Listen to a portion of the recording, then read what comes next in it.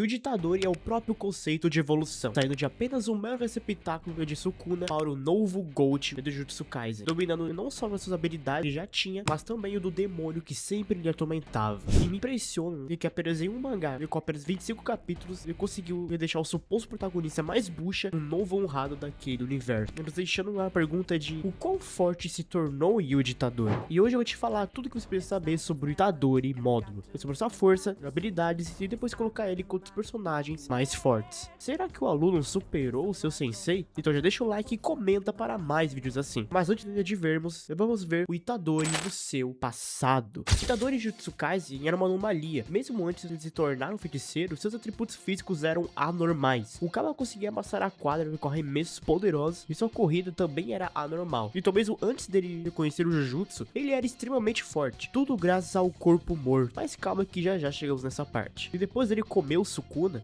e conhecer o Jujutsu, ele se tornou um monstro. Seus atributos físicos aumentaram absurdamente, conseguindo enfrentar maldições de grau alto. E mesmo contra aquela maldição na qual ele quase foi de vala, ele aguentou mais do que qualquer pessoa. Olha que contra alguns feiticeiros, ele sobressaiu totalmente contra Todou, que era um dos mais fortes fisicamente até então. Quando desenvolveu os punhos divergentes, ele se tornou imparável, sendo a arma perfeita contra maldições. Depois os punhos se tornam seus golpes ainda mais fortes, que causam os impactos ainda mais poderosos do que antes. E mesmo que Itadori não tenha muita energia, ele compensa bastante que pelo seu físico que ele salvou bastante. Principalmente em Shibuya, esquivando do sangue divergente e conseguindo ir contra o Choso por pura estratégia. E pra mim, o seu ponto forte é contra Mahito, desbloqueando um potencial tão absurdo que deixou o trauma de Itadori no seu lugar. Que após perder Junpei, um futuro companheiro, ele se tornou imparável, percebendo seu real papel, que era apenas uma engrenagem para matar maldições. E no jogo da Abate ele se prova totalmente, lutando contra diversas maldições, feiticeiros e até mesmo quase vencendo o Yuta. E uma fala interessante de Choso é que ele vê Itadori como o rei demônio, do quão bizarramente é Itadori. E ele foi literalmente moldado para seu receptáculo perfeito, literalmente sendo o projeto perfeito de Kenja, tornando o ventre daquele que é sobrinho de Sukuna, e aquele que iria continuar seu plano, em seguida levar ao fim o rei das maldições. No arco final, o Itadori se aprimorou e aprendeu novas coisas, como energia reversa e o domínio simples, além de aprender a usar a manipulação de sangue com seu irmão e devorar os seus irmãos. Ele se tornou uma ferramenta principal para a derrota do Sukuna, já que o punho divergente agora afeta a alma do rei, conseguindo ainda mais quebrar o recorde dos Black Flashes, até mesmo desenvolvendo os cortes do Sukuna, mas sendo muito mais fracos do que o do próprio rei. E após ele criar essa expansão de domínio, basicamente um santuário malevolente, só que menos desenvolvido, porque ainda tem os cortes, mas não tão poderosos assim,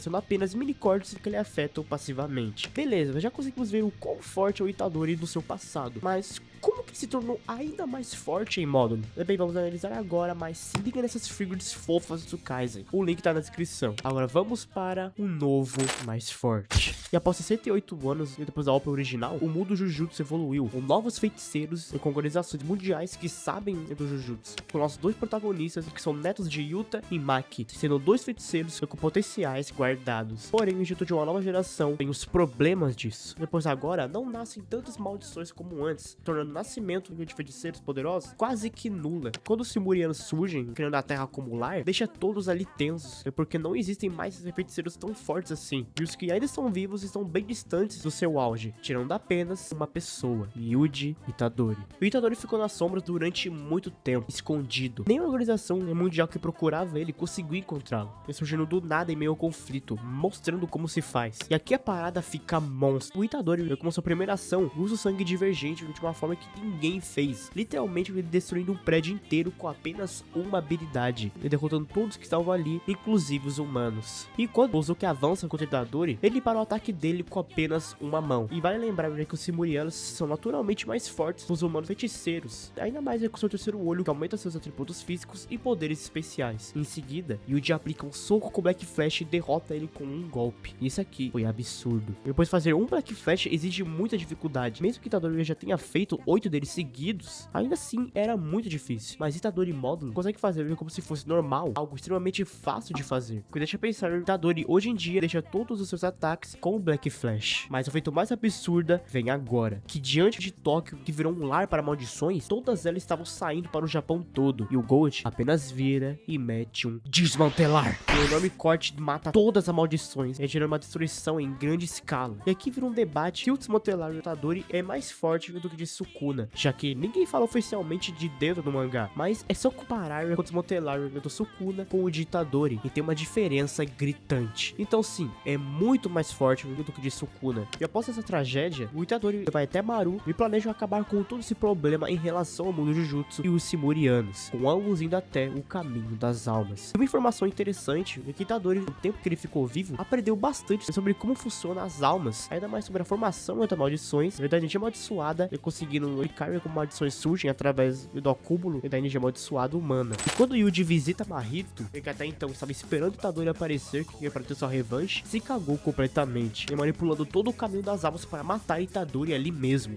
até mesmo começando a ativar o seu domínio. Mas Yuji, ainda com as mãos no bolso, corta a língua e os dedos de Mahito, o impedindo de citar o feitiço. Todo o caminho das almas é cortado junto de Mahito, derrotando ele ali mesmo. E aqui já mostra o quão rápido ele se tornou Itadori a reagir a ataques como o de Mahito, e que até então estava 100% na vantagem, já que o local todo era composto por almas. E mesmo assim ele conseguiu anular tudo e impedir que Mahito conjurasse seu domínio, mostrando que a velocidade de reação e a precisão se tornou mais refinada, e provando ainda mais que os cortes de Itadori, como Clivari e o Desmantelar, estão muito mais poderosos do que de Sukuna, depois o que deixava os cortes do rei poderosos é a liberação da sua energia amaldiçoada, depois o que deixa as técnicas amaldiçoadas mais poderosas é justamente a liberação. E o que Itadori faz aqui é liberar a sua energia de forma ainda mais refinada, deixando seus ataques mais precisos e também mais poderosos. E esse foi o último feito dele em módulo. E mesmo ele não mostrando seu arsenal, já podemos ver o quão forte ele é. E mesmo que ele nem tenha mostrado a sua expansão, já podemos supor que a sua expansão deve ou é mais forte que de Sukuna. Ainda mais que ele mesmo fala que é uma meia maldição, por ter comido partes dos fetos amaldiçoados, o que lhe deixou praticamente mortal, não podendo mais envelhecer. E tem uma fala dele que prova que sim, ele conseguiria vencer o Dabura, pois ele mesmo fala que se Yuka não derrotasse o Dabura, ele mesmo iria lá resolver. Dabura esse que é nível Sukuna de ameaça. Isso me deixa pensando que ele realmente é um novo